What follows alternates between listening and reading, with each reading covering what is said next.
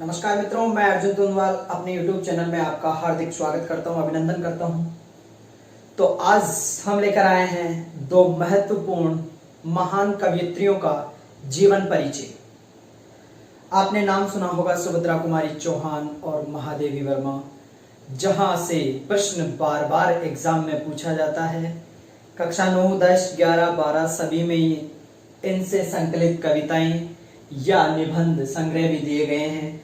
तो महादेवी वर्मा और सुभद्रा कुमारी चौहान का परिचय हमारे लिए बहुत ही महत्वपूर्ण है। तो हम सबसे पहले बात करेंगे सुभद्रा कुमारी चौहान की और उसके बाद बात करेंगे महादेवी वर्मा की। आपको एक छोटी सी जानकारी बता दूं कि महादेवी वर्मा और सुभद्रा कुमारी चौहान दो अलग अलग कवयित्रियां होने के साथ साथ ही दोनों एक सहपाठी भी रह चुकी हैं और दोनों सगाढ़ या प्रगाढ़ मित्रता की दावेदार भी हैं। तो सबसे पहले हम बात करते हैं सुभद्रा कुमारी चौहान की, जो कि एक रचनाकार होने के साथ साथ ही स्वतंत्रता सेनानी भी थी।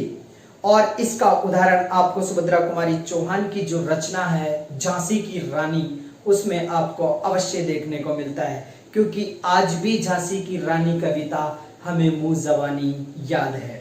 बहुत सारे बच्चों ने और लगभग हम सभी ने भी 6th 7th क्लास में झांसी की रानी कविता का अध्ययन किया था, जो कि अब उसको बदलकर 10वीं कक्षा में ले लिया गया है। तो आपने सभी ने सुना होगा, खूब लड़ी मर्दानी वह तो झांसी वाली रानी थी, बुंदेले हर बोलों के मुंह हमने सुनी कहानी थी। उसी सुभद्रा कुमारी चौहान की आज हम बात करते हैं। सुभद्रा कुमारी चौहान का जन्म 16 अगस्त 1904 को नाग पंचमी के दिन प्रयागराज इलाहाबाद में हुआ था। 16 अगस्त 1904 नाग पंचमी के दिन प्रयाग में सुभद्रा कुमारी चौहान का जन्म हुआ था। वहीं उनकी मृत्यु 15 फरवरी 1948 को एक कार दुर्घटना में हो गई थी। आगे बात करते हैं। इनके पिता का नाम था ठाकुर रामनाथ सिंह और ठाकुर रामनाथ सिंह इनके पिता थे। साथ ही इनके पति का नाम है ठाकुर लक्ष्मण सिंह। ठाकुर लक्ष्मण सिंह के साथ 1919 में सुभद्रा कुमारी चौहान का विवाह संपन्न हुआ था और कुछ समय पश्चात ही उनकी मृत्यु भी हो गई थी। बात करते हैं सुभद्रा कुमारी चौहान की शिक्षा के बारे में। सुभद्रा कुमारी चौहान ने शिक्षा ली थी क्रॉथवेट गर्ल्स कॉलेज इलाहाबाद। इस क्रॉथवेट गर्ल्स कॉलेज इलाहाबाद से ही शिक्षा करी थी किसने? महादेवी वर्मा ने। तब इन दोनों की प्रगाढ़ मित्रता हो गई थी और दोनों खड़ी बोली में रचनाएं लिखना शुरू कर दिया था। तो सुभद्रा कुमारी चौहान की बात कर रहे थे हम। शिक्षा इलाहाबाद में हुई और सुभद्रा कुमारी चौहान की एक पुत्री थी जिसका नाम था सुधा चौहान। आज तक आपने सुभद्रा कुमारी चौहान की पुत्री का नाम नहीं सुना होगा। सुभद्रा कुमारी चौहान की पुत्री का नाम था सुधा चौहान और सुधा चौहान ने मिला तेज से तेज नामक एक जीवनी की रचना करी थी, जो कि सुभद्रा कुमारी चौहान अपनी मां पर आधारित थी। ये मिला तेज से सब तेज शीर्षक आपको पता है कहां से लिया गया है? ये शीर्षक लिया गया है सुभद्रा कुमारी चौहान की जो रचना झांसी की रानी से। बात करते हैं। सुभद्रा कुमारी चौहान ने अपनी पहली कविता 5 वर्ष की आयु में ही लिख दी थी और सुभद्रा कुमारी चौहान की जो रचनाएं हैं उनमें जो प्रमुख विशेषताएं देखने को मिलती है वह होती है राष्ट्रीय भावना और घरेलू जीवन। इनकी जितनी भी रचनाएं हैं उन सब में राष्ट्रीय भावना और घरेलू जीवन पर आधारित रचनाएं हैं, जो कि हमारे लिए बहुत ही अत्यंत महत्वपूर्ण है।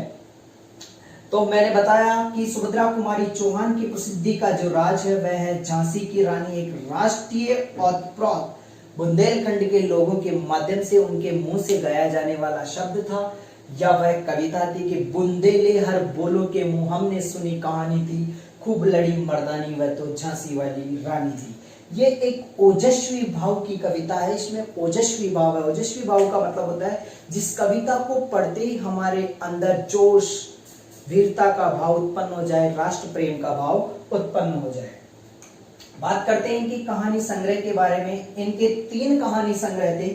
सबसे पहला कहानी संग्रह है बिखरे मोती, जिसमें कुल मिलाकर 15 कहानियां थी। अगला जो इनका कहानी संग्रह था वह था उन्मादिनी, जिसमें 9 कहानियां थी। अगला, आपने अब तक 2 ही कहानी संग्रह पढ़े होंगे, पर तीसरा कहानी संग्रह भी है, सीधे साधे चित्र, जिसमें कुल मिलाकर 14 कहानियां थी। बात करते हैं, इनको शेक्सपियर पुरस्कार दिया गया था इनकी दोनों कहानी संग्रह बिखरे मोती और उन्मादिनी के ऊपर। बात करते हैं इनका जो काव्य संग्रह है, इनके 2 काव्य संग्रह है, एक है मुकुल और एक है त्रिधारा। त्रिधारा का जो संकलन है वह 1930 में हुआ था। मुकुल का जो संग्रह है वह 1930 से पूर्व हुआ था, पर इसमें सर्वमान्य मत न होने के कारण इसका सन दिया हुआ नहीं है। बात करते हैं 1976 में सुभद्रा कुमारी चौहान के सम्मान में भारत सरकार ने 25 पैसे का डाक टिकट जारी किया था। याद रखें ये लाइन में कि 1976 में सुभद्रा कुमारी चौहान के सम्मान में 25 पैसे का डाक टिकट जारी किया था। यहीं पर एक बात और बता देता हूं, 28 अप्रैल 2008 को भारतीय तटरक्षक सेना ने अपने एक जहाज का नाम सुभद्रा कुमारी चौहान रखा था, जो कि एक सुभद्रा कुमारी चौहान के सम्मान के लिए उसका नाम रखा गया था। ये एक छोटा सा परिचय सुभद्रा कुमारी चौहान का है, जो कि रचनाकार भी थी, स्वाधीनता सेनानी भी थी और उनके अंदर ओजस्वी भाव भी था। उनकी रचनाओं में खड़ी बोली और ब्रज भाषा दोनों का समावेश है, परंतु खड़ी बोली उनमें विशेष रूप से देखने को मिलती है। अब इन्हीं की सहपाठी, इन्हीं की सहगामी, इन्हीं की पति मित्र महादेवी वर्मा का अब हम अध्ययन करेंगे। महादेवी वर्मा एक छायावादी कवियत्री थी। छायावादी 4 कवि हैं, जिनमें से एक कवियत्री है। छायावादी 3 कवि कौन से हैं? प्रसून, जयशंकर प्रसाद, सुमित्रा नंदन पंत और सूर्यकांत त्रिपाठी निराला, और एक है महादेवी वर्मा। बात करते हैं महादेवी वर्मा के बारे में कि 26 मार्च 1907 फर्रुखाबाद यूपी में महादेवी वर्मा का जन्म हुआ। इनकी मृत्यु 11 सितंबर 1987 इलाहाबाद में ही हो गई। तो बात करें 1907 में जन्म और 1987 में इलाहाबाद में इनकी मृत्यु हो गई। लगभग इन्होंने 80 वर्ष तक अपना जीवन जिया। महादेवी वर्मा की जो माता है उसका नाम है हेमरानी देवी और पिता का नाम है गोविंद प्रसाद। पिता का नाम क्या है? गोविंद प्रसाद। संस्कृत से इन्होंने एमए की उपलब्धि हासिल की। जिस विश्वविद्यालय या जिस विद्यालय से इन्होंने एमए की डिग्री प्राप्त करी थी, उसी प्रयाग या विद्यापीठ में 1933 में ये प्रिंसिपल भी बन गई थी। इनके अंदर इतनी योग्यता थी कि जिस विद्यालय में इन्होंने एमए प्राप्त किया था, उसी विद्यालय में 1933 में इन्होंने किसकी उपाधि ली थी? प्रिंसिपल की उपाधि ली थी। इनके पति का नाम था स्वरूप नारायण। 1916 कम उम्र में ही इनकी शादी हो गई थी। जब स्वरूप नारायण 10 साल के थे, तब महादेवी वर्मा की उम्र बहुत कम थी और महादेवी वर्मा की शादी 10 साल की उम्र में, कहने का मतलब यह है कि स्वरूप नारायण 10 साल के थे तब उनकी शादी महादेवी वर्मा के साथ हो गई थी। परंतु इनको अभी अपना जीवन जीना था, इसलिए वह उनके साथ कम ही जीवन बिताया करती थी। जहां 5 वर्ष की आयु में सुभद्रा कुमारी चौहान ने अपनी कविता रचना शुरू किया, वहीं पर महादेवी वर्मा ने कविता रचना प्रारंभ किया 7 वर्ष की आयु में। महादेवी वर्मा प्रारंभ में ब्रज भाषा में कविताएं लिखती थी, परंतु जो ही सुभद्रा कुमारी चौहान से इनकी मुलाकात होती है तो इन्होंने अपनी रचनाओं का रूप बदलकर खड़ी बोली में अपना रचनाएं लिखना शुरू कर दिया। इस खड़ी बोली में रचना लिखने का प्रभाव मैथिली शरण गुप्त का भी महादेवी वर्मा पर पड़ता है। अब देखते हैं इनकी प्रमुख रचनाएं के बारे में। इनके जो रेखा चित्र है उनका नाम है अतीत के चलचित्र, जो 1941 में इन्होंने लिखा था, और एक रेखा चित्र और है स्मृति की रेखाएं, जो 1943 में इन्होंने लिखा था। बात करते हैं इनके संस्मरण की बात। ये रेखा चित्र से आरपीएससी में प्रश्न आ चुका है, संस्मरण से आरपीएससी में प्रश्न आ चुका है। तो मैं आपको बता दूं, इनका सन भी अवश्य याद रखें, इसलिए मैंने यहाँ पे सन लिखे हैं। पथ के साथी 1956, पथ के साथी में जो महादेवी वर्मा के साथ के जो लेखक, साहित्यकार, रचनाकार थे, उन सभी का समावेश यहाँ किया गया है। जैसे कक्षा 11 में हमने पढ़ा था कि महादेवी वर्मा का जो पाठ था निराला भाई, जिसमें सूर्यकांत त्रिपाठी निराला को भाई मानते हुए उनके बारे में उसमें लिखा हुआ है। एक इनकी महत्वपूर्ण रचना है मेरा परिवार, 1972 में लिखी गई थी। इस मेरा परिवार में महादेवी वर्मा के घर में पाले जाने वाले पशु पक्षी जानवर जो भी थे उनके बारे में यहाँ जिक्र होता है। आपको बता दूं कि जो मेरा परिवार है इसमें गिल्लू है, इसमें नेवले वाली बात है, इसमें जो घोड़ा पालती है, इसमें कुतिया पालती है, जो सारी चीजें हैं वह सभी कहानियां इस मेरा परिवार संस्मरण से ली गई है। बात करते हैं निबंध श्रृंखला की कड़ियां 1942, साहित्यकार की आस्था 1962, और एक और निबंध है संकल्पिता जो 1969 में प्रकाशित किया गया था।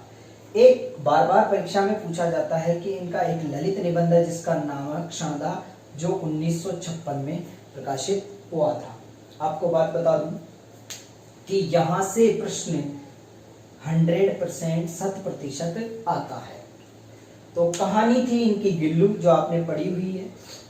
आपको बता दूं कि इनकी 2 पत्रिकाएं बहुत ही प्रसिद्ध थी। एक पत्रिका का नाम था चांद और एक पत्रिका का नाम था साहित्यकार। इनकी 2 पत्रिकाएं हैं, जबकि चांद का बहुत ही महत्वपूर्ण जिक्र होता है। चांद का नाम आपको अवश्य याद रखना है कि महादेवी वर्मा की जो पत्रिका है उसका नाम है चांद। इनका जो कहानी संग्रह है, कहानी संग्रह को हम याद रखेंगे नीर नीसा के नाम से। शॉर्ट रूप में एक ट्रिक है, नीर नीसा के नाम से। इसका मतलब है निहार, इसका मतलब है रश्मि, इसका मतलब है नीरजा और इसका मतलब है सांदेगी।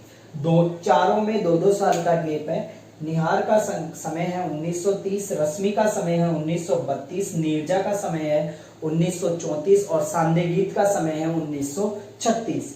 नीरजा जो इनकी कहानी है, कविता संग्रह है, इस पर शेक्सपियर पुरस्कार इनको दिया गया था और 1934 में ही दिया गया था। बात करते हैं, इन्होंने एक साहित्यकार संसद की स्थापना भी की है। याद रखें, महादेवी वर्मा ने साहित्यकार संसद की स्थापना की है। 1956 में इनको पद्म भूषण की उपाधि से नवाजा गया था।